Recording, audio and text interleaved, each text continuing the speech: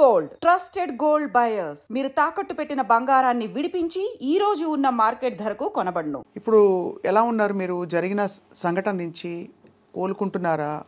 ఇది ఇంకా కూడా ఒక విధమైన బాధ మీకు ఏ వైపు నుంచి చూసినా మీకైతే ఒక భారీగా చాలా బాధాకరమైన విషయం. ఇప్పుడు అంటే మళ్ళీ గెట్ బ్యాక్ టు వర్క్ అయ్యింది, వర్క్ చేస్తున్నారు, పిల్లలు మళ్ళీ నార్మల్ అయ్యారు.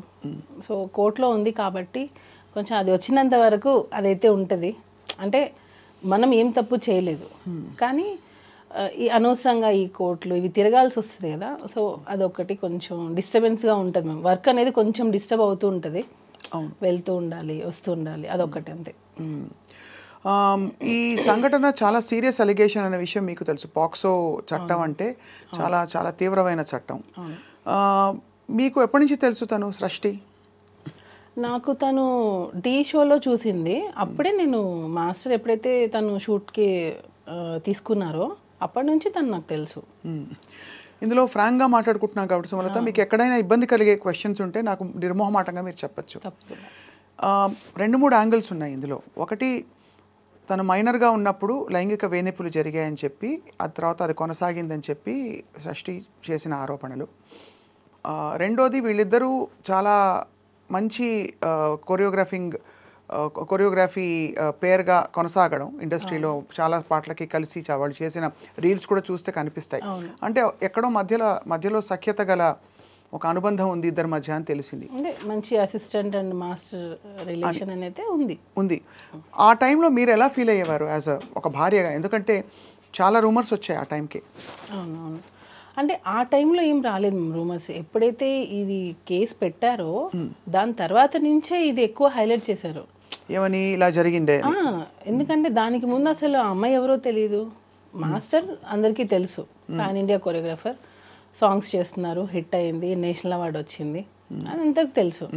ఈ అమ్మాయి అనేది ఎవరికి తెలీదు. డీ షో వరకు తెలుసు, అసిస్టెంట్ గా చేస్తుందని తెలుసు తప్ప ఇలాంటిది ఒకటి జరుగుతుంది అన్నది ఎక్కడా అసలు లేదు కూడా. ఎవరు అసలు ఎప్పుడు అనుకోలేదు ఎప్పుడు కూడా.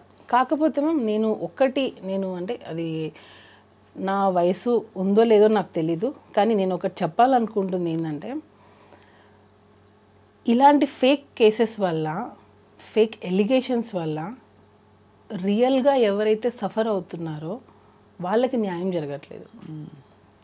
అంటే టు బీ హానెస్ట్, ఇది జరుగుతుంది. ఇది అది పులి కథ అంటారు కదా, 2 సార్లు పులి వచ్చింది అని అంటే 3సారి నిజంగా వచ్చినా నమ్మరు. అట్లాగా ఈ ఫేక్ కేసెస్ పెట్టడం వల్ల రియల్ విక్టిమ్స్ అనే వాళ్ళు బయటికి చెప్పుకోలేకపోతున్నారు, బయటికి రాలేకపోతున్నారు, వాళ్ళకి న్యాయం జరగట్లేదు. నేను ఇది ఫీల్ అయింది. రియల్గా ఎవరైతే ఉంటారో విక్టిమ్స్, రియల్ విక్టిమ్స్ ఎవరైతే ఉన్నారో వాళ్ళకి న్యాయం జరగాలి. ఇట్లా నాకు తెలిసి కంప్లీట్గా ఇది ఫేక్ ఎలిగేషన్, ఫేక్ కేస్. నేను కంప్లీట్గా దీన్ని ఖండిస్తాను టోటల్గా. మధ్యలో ఇచ్చిన ఒక ఇంటర్వ్యూలో ఇద్దరి మధ్య ఒక అనుబంధం ఉండేది, భార్యగా మీరు తట్టుకుని భరించాల్సి నిలబడాల్సి వచ్చింది తప్ప అని చెప్పిన ఏమీ లేదు. ఎక్కడ అసలు ఉంటే కదా నేను చెప్పడానికి. ఇప్పుడు అనుబంధం అని అంటే ఇన్ ద సెన్స్ అసిస్టెంట్కి మాస్టర్కి ఒక కోరియోగ్రాఫర్, అసిస్టెంట్ కొరియోగ్రాఫర్ అనే రిలేషన్ అన్నప్పుడు, ఇప్పుడు నేను చెప్పింది మీరు నాకు ఎగ్జిక్యూట్ చేస్తారు, నేను ఏమైతే చేస్తానో. సో ఆ టైంలో ఇప్పుడు నాకు మీ డాన్స్ నచ్చచ్చు, అందరికంటే అసిస్టెంట్గా మీరు బాగా చేసి ఉండొచ్చు, దానివల్ల మీకు ఇంపార్టెన్స్ ఇచ్చి ఉండొచ్చు. సో అది ఎక్కడైనా జరుగుతుంది. ఇప్పుడు హార్డ్ వర్క్ ఎవరైతే ఎక్కువ చేస్తారో వాళ్ళకి ఖచ్చితంగా ఇంపార్టెన్స్ అనేది ఇస్తారు. దాన్ని మనం అడ్వాంటేజ్ తీసుకొని నాకు అది కంటిన్యూగా కావాలి, ఎప్పటికీ కావాలి అని అనుకోవడం తప్పు అంటున్నాను నేను. సో ఎక్స్పెక్టేషన్స్ అనేవి రానప్పుడే ఇలాంటివి వస్తాయి. అంటే ఎక్స్పెక్టేషన్, ఎవరి ఎక్స్పెక్టేషన్? అసిస్టెంట్ ఎక్స్పెక్టేషన్ ఉంటేనే కదా. ఇప్పుడు నీకు ఇంపార్టెన్స్ ఇచ్చారు, ఎంతవరకు ఇచ్చారు అంతవరకే నువ్వు యూజ్ చేసుకోవాలి. దానికి మించి నాకు ఇక్కడ ఇచ్చారు కదా, సో ఇది నాకు లైఫ్ లాంగ్ కావాలి, లైఫ్ లాంగ్ నాకు ఇంపార్టెన్స్ కావాలి, ఎక్కడ వెళ్ళినా నేనే ఉండాలి అని అనుకోవడం తప్పు. సో అలా ఇంపార్టెన్స్ ఇవ్వలేదు కాబట్టి ఒక్కసారిగా తను తిరగబడిందని మీ అభిప్రాయం? ఎగ్జాక్ట్లీ అదే. కానీ అంత సీరియస్ అలిగేషన్స్, అది కూడా ఇది ఒక ఏదో సైడ్లో వెళ్ళిపోయే విషయం కాదు. ఒక పెద్ద కొరియోగ్రాఫర్ పెద్ద హీరోలకి అదే కదా మేము ప్రాబ్లము. ఇప్పుడు చిన్న పెద్ద అనేది ఎక్కడ లేదు. కొరియోగ్రాఫరే, కాకపోతే పేరు ఉన్న కొరియోగ్రాఫర్, అంటే లైట్లో ఉన్న కొరియోగ్రాఫర్.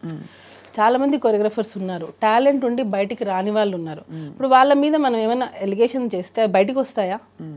మీడియాలో చేయరు కదా. ఒక పేరున్న కొరియోగ్రఫర్ మీద పెడితేనే కదా మనం బయటకు వస్తాము. జస్ట్ కెరియర్ని ముందుకు తీసుకెళ్ళడానికి ఒక ఆడపిల్ల బయటికి వచ్చి తన 17 ఏళ్ల వయసులో జరిగిన ఒక విషయం అని చెప్తూ ఇంత పెద్ద విషయాన్ని తన ఆల్మోస్ట్ తన శీలాన్ని అన్నిటిని బయట పెట్టుకుంటుందా?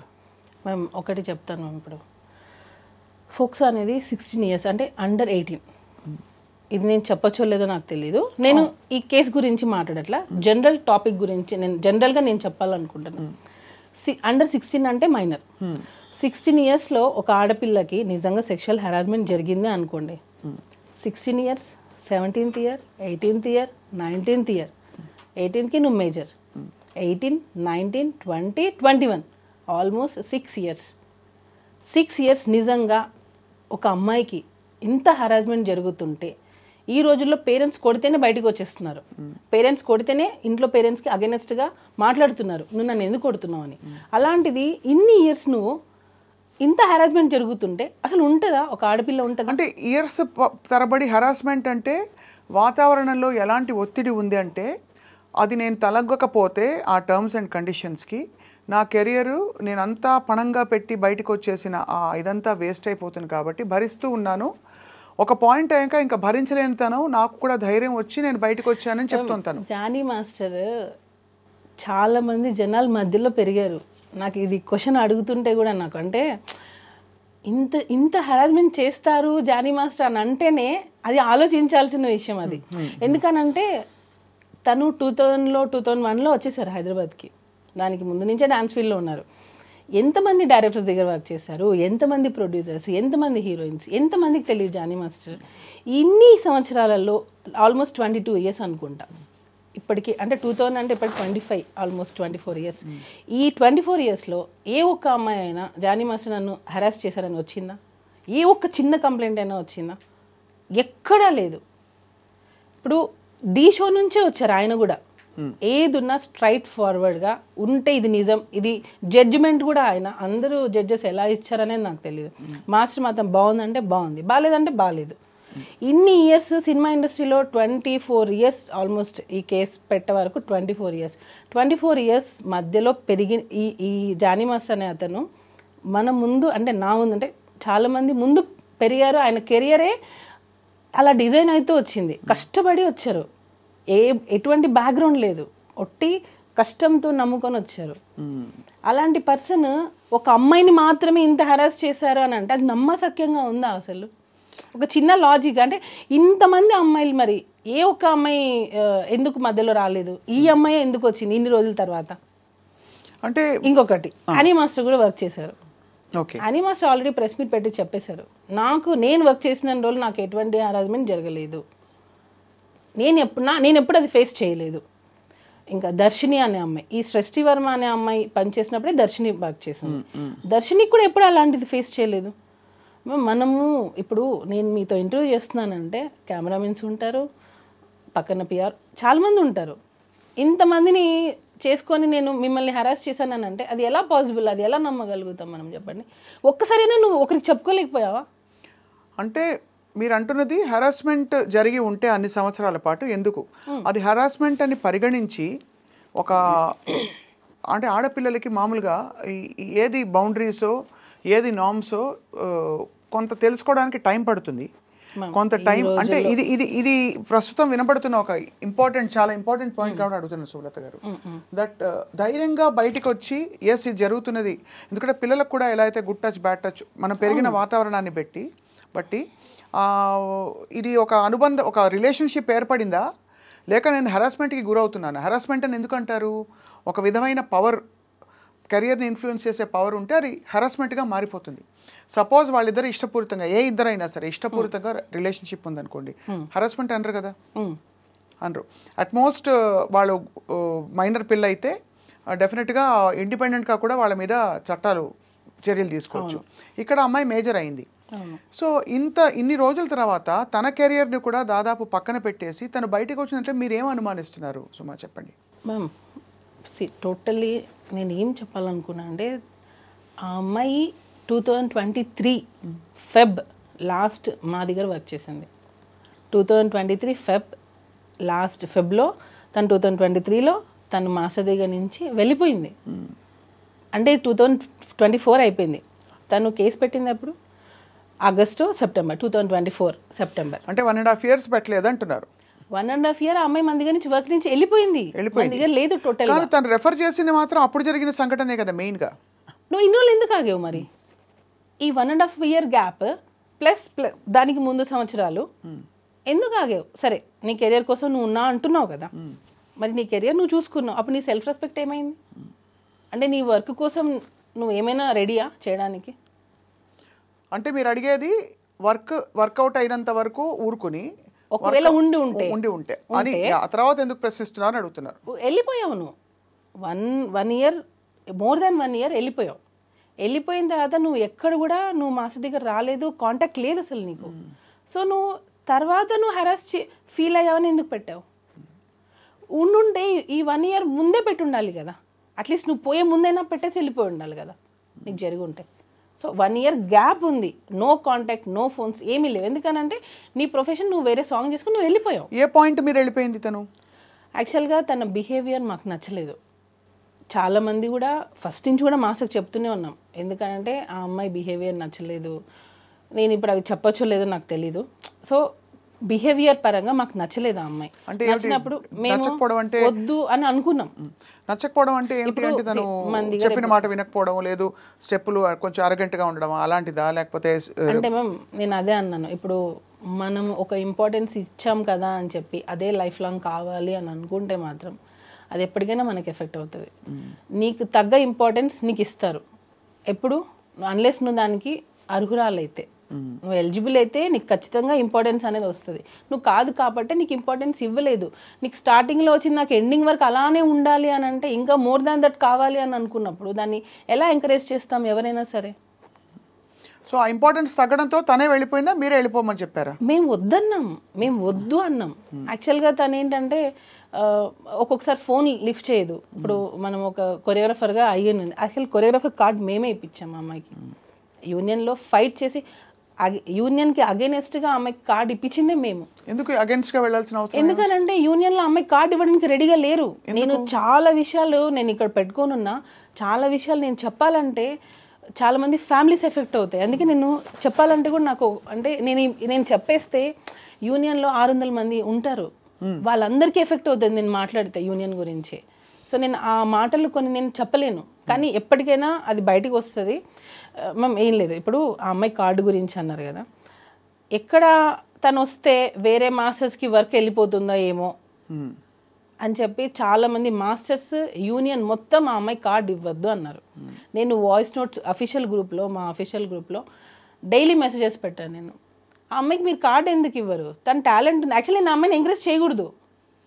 ఎందుకు ఎంకరేజ్ చేయకూడదు? నేను చేయకూడదు, మా దగ్గర నుంచి వెళ్ళిపోయింది ఆ అమ్మాయి, తన లైఫ్ తను చూసుకుంది. తర్వాత ఇప్పించారా? తర్వాత 1 year గ్యాప్ తర్వాత ఆ అమ్మాయి నాకు జానీ మాస్టర్ డాన్సర్స్ అసోసియేషన్కి ప్రెసిడెంట్గా ఉన్నారు.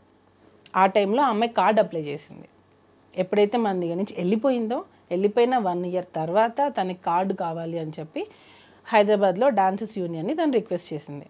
జానీ మాస్టర్ ఏమో ఇవ్వమని, ఎందుకంటే యాజ్ ఎ ప్రెసిడెంట్గా నా ధర్మాన్ని నేను పెడతాను, నాకు ఎన్నైనా ఉండనివ్వండి ప్రాబ్లమ్స్, కానీ నేను ఆ పోస్ట్కి న్యాయం చేయాలి అని చెప్పి మాస్టర్ ఇవ్వమని చెప్పారు. నేను మాస్టర్ ఇవ్వమని, యూనియన్ మొత్తం ఆమె కార్డు ఇవ్వద్దు అని. ఎందుకు అని అంటే ఆ అమ్మాయి వస్తే మిగతా మాస్టర్స్ ఎక్కడ వర్క్ తగ్గిపోతుందో ఏమో వాళ్ళ భయం.